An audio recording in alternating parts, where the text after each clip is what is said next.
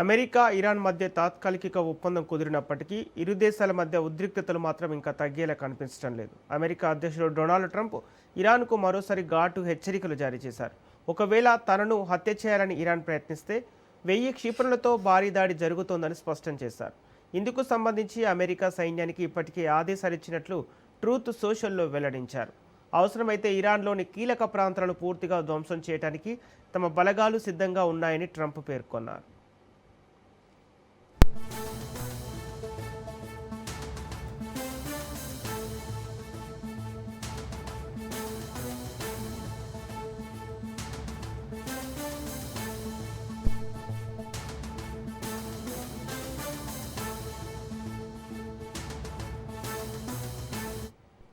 మరోవైపు హర్ముజ్ జలసంధిలో నౌకలపై దాడుల తర్వాత అమెరికా ప్రతీకార చర్యలతో పశ్చిమాసియాలో మరోసారి యుద్ధ వాతావరణం నెలకొంది. ఇప్పటికే కుదిరిన ఒప్పందంలో ఏ అంశాన్నైనా అమెరికా ఉల్లంఘిస్తే గట్టి ప్రతిచర్య తప్పదని ఇరాన్ హెచ్చరించింది. అలాగే తాము లొంగిపోవడంతో యుద్ధం ముగిసిపోలేదని, దేశ రక్షణ కోసం ఎలాంటి పరిస్థితులకైనా సిద్ధంగా ఉన్నామని ఇరాన్ పార్లమెంటరీ స్పీకర్ గాలిబఫ్ స్పష్టం చేశారు.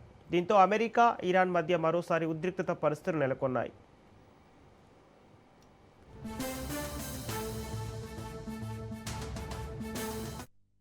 హర్ముజ్లో ప్రయాణిస్తున్న నౌకలపై ఇరాన్ దాడులు చేయటం, ఆ వెంటనే ఆ దేశంపై అమెరికా క్షిపణుల వర్షం కురిపించడంతో మరోసారి పశ్చిమాసియాను యుద్ధ మేఘాలు కమ్మేశాయి.